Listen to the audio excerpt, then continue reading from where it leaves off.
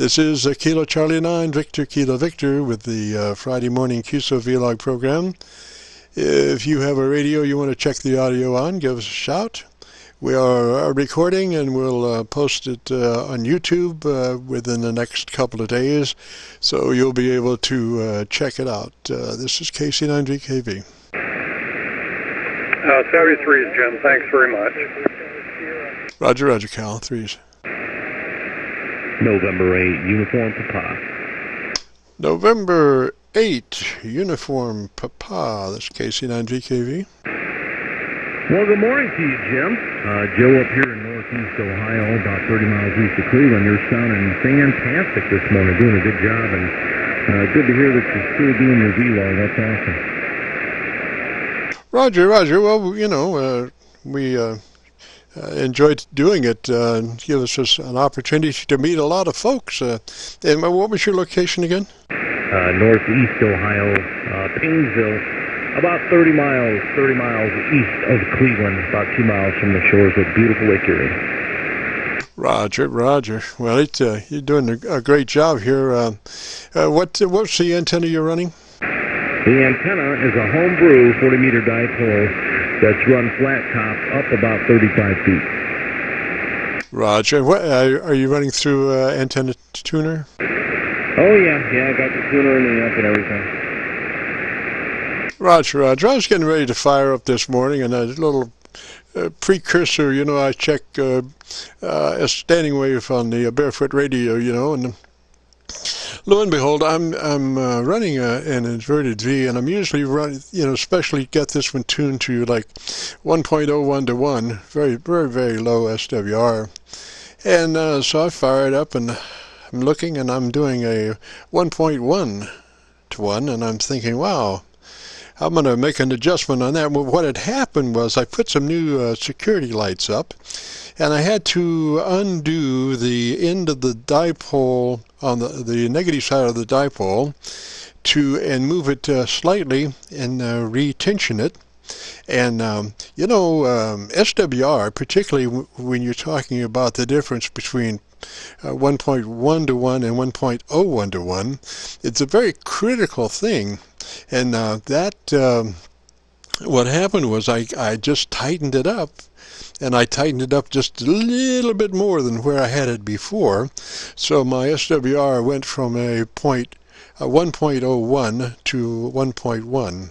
So I went out there and I was trying to loosen it up, and I got all tangled up, and I had about 3 minutes to get to air. So I said, well, I'm just going to run with a 1.1 this morning. Yeah, well, I don't think you'll encounter any issues. Even though I have a couple of antennas hooked up to the tuner here, so I'm bypassing the tuner. I mean, I'm running through it, but I'm bypassing it, and my SWR here is a 1.3 to 1. So this dipole is pretty flat across the entire phone portion. So, you know, down from extra all the way to the top of it. It works pretty well, and like I said, only up about 35 feet, so it's not super high. I've got an off-center fed dipole that is up about 55 feet, but for some reason or another, I just get horrible RF on 40 meters when I use the amplifier, so that's why I put up the 40-meter dipole and just totally cut that problem out. Just have a dedicated antenna for 40, and this is all I use for 40, so she seems to work pretty well. Anyways, I just got a new shelving unit installed yesterday, last night as a matter of fact. I've got all the radios up on shelves now here on top of the desk, so it looks a lot cleaner. It looks pretty nice. I don't know if you follow that 100 Watts in a Wire podcast or not, but there's they have a Facebook page, and I threw a picture of the shelving unit up there if you happen to want to go check it out. It's pretty nice, though. N8UP. Roger that, Roger that. Well, you know, what I do on those dipoles, I use a split bolt, at the very end. It's kind of like, you know, you see those little antennas, like verticals for 2 meters, and they have the little ball at the end. Well, that's a defining edge end notation. It makes it, without that little glob at the end, it makes it a little more difficult to tune. So I do use a split bolt at the end. And then I take a piece of wire, and like about maybe 18 inches of wire, and dangle off the end and connect it with the split bolt to the main dipole end of the dipole antenna.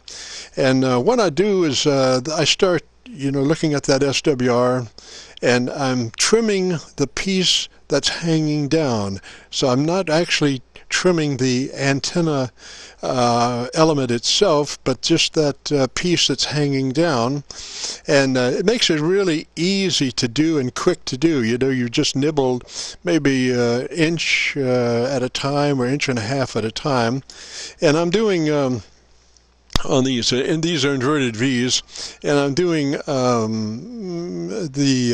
SWR on the negative side, and the bringing it back on frequency on the high side, and just nibbling on those little pieces hanging off the end, which is, like I say, it's so much quicker than actually having to go in and undo the antenna element itself off the insulator and stuff like that. Roger? Oh yeah, that seems like a much better way to do it. I've never fiddled around with it that way, but it seems like a much better way. That tuning a dipole is, you know, if you got two people, it's okay. If you have one person, it's just you and an antenna analyzer, it's not too bad. But once you start getting up into a big antenna, like, you know, if you're building a 160 meter dipole, you're walking the length to go nibble a little bit here, and then walk all the way back, nibble a little bit there. That can just be, it can be a long day.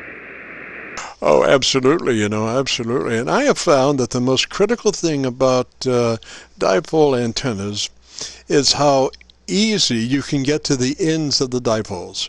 If they're a pain in the whatever to get to, you're probably not going to take it down to 1.01 to 1. You'll probably find 1.3 or something to do just fine if it's a major effort to get to those ends. So now anymore when I you know, think about an antenna, I just really concentrate on how simple and quickly I can get to the ends. Roger? Yeah, that's a great tip. If you can get to them quickly and easily, it's going to be a whole lot easier to tune. Mine is, I could get the SWR down a little bit lower, but, you know, to be quite honest, I'm fine with it where it's at. You know, it's, I think the highest is about a 1.4 to 1, and that's still well within the boundaries, so I don't worry about it too much. But I do run the amp with it. I've got it on now, doing about 600 out, and she seems to play pretty well. Oh yeah, sounds really good, and very loud for 600 watts. You know, I would expect you'd be doing you know, the legal limit as good as it is. But today it seems like a better day than most for this band, Roger. Yeah, it seems pretty good right now, and it was pretty good the other day. Was it yesterday or the day before? 40 was actually pretty good, and this was more in the afternoon.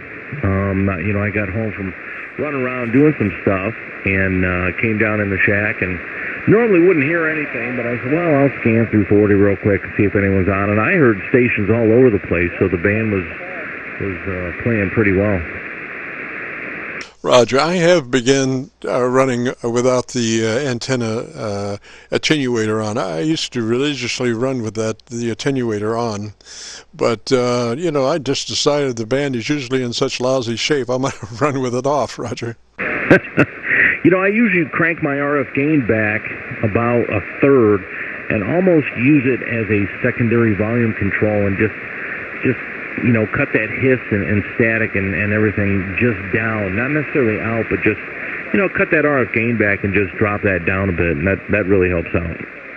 Oh, Roger. Now, what I've done is I've tied my AF gain and my RF gain together, and I bring them up together, as one. You know, just they're both off, calibrated, both off together, and then so I just bring them both up to just below AGC compression, as a general rule, and so I'm getting you know, just introducing as just a bare minimum of RF to get the job done, Roger. Oh yeah, and it's working well. What kind of amp are you running over there? I forget. The power amp is SB220, Roger. Oh yeah, I've got one lined up to buy. Just waiting to hear back from the guy, but I'm running a 811H right now, and it's a great amp. It works very well. I've had it for some time, and just one issue with it was the SO239 connectors on the back. It's a pre-MFJ amplifier, so I mean it was pretty old, and it had a lot of coaxes plugged in and unplugged from it, so those SO239 connectors just kind of crapped out. I replaced those, and man, she's been rock solid since then, but I'm looking forward to getting that SB220. Oh, I think you'll love it. I mean, you know, I guess there are lemons that have had a hard time, but you know, this SV220 is just beautiful. My Elmer set it up, and he did a magnificent job. It's simple to tune. The only interesting area is up on 10 meters. The way it tunes on 10 meters, you have to be. You have to know just a couple of things of where to start on 10 meters, Roger. Well, what do you need to know? I'm sorry? What do you need to know before you start tuning on 10 meters? Oh, where to start the load. You know, because you can. It's very delicate tuning up there. You know, you just breathe, and you're you know, off. So it just you just have to pay attention when you're tuning 10. Everything else is very broad tuning, but 10 is you know, the controls are just very very precise on that frequency. Oh, okay. Yeah, I'm not up on 10 meters too much. Usually 40, 75. Maybe on 20 every now and again, but even that I'm not usually on, so shouldn't be too much of a problem. Well, Jim, I'll let you go. I know you got some other guys in there. I appreciate you picking me up, as always, and I'll be sure to check out the it was pretty entertaining to watch. You know, it's always nice to kind of hear yourself, hear your station, so really appreciate that, and I'm sure everyone else will. I'll call you on 730, Jim. Keep up the vlog. That's awesome. Go work for my station. Roger, Joel. Well, those conditions have shifted around quite a bit, and you were down towards my noise level that last transmission. So let me say threes up that way. I enjoyed the QSO, and you have a real good day, and thanks for checking in. This is Kilo Charlie 9, Victor Kilo Victor.